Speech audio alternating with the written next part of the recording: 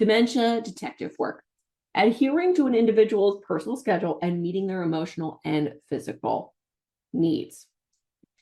Could someone be hungry, tired, sick, or experiencing a new illness or pain, bored, overstimulated, frustrated by someone or something, afraid, feeling as though they don't have control, experiencing delirium, experiencing learned helplessness on a new medication?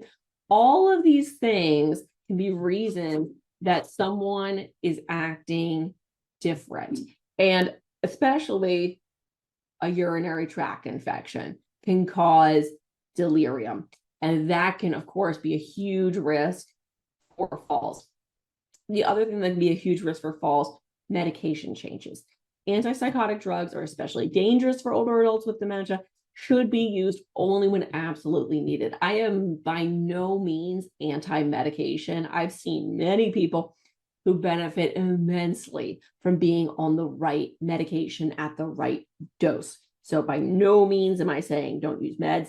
What I am saying is let's make sure we've looked into all of the potential, behavioral triggers before moving right to meds, which I think sometimes becomes like the jump.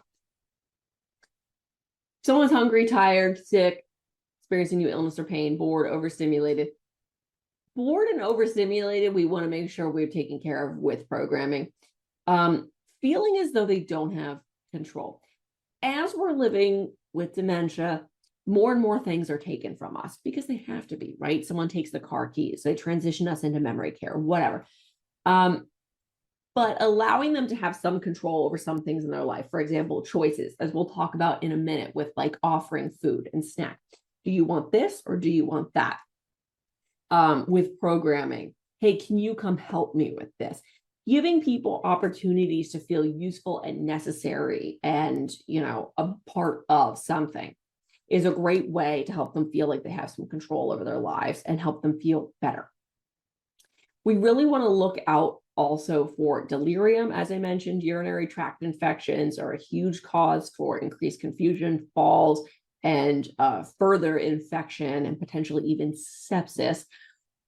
So keeping an eye out on your residents and looking for a very huge behavior change between like Monday and Tuesday, right?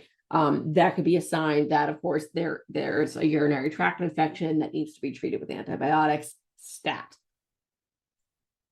All these things are things to look for when we're being a dementia detective and helping to solve someone's behavioral challenges.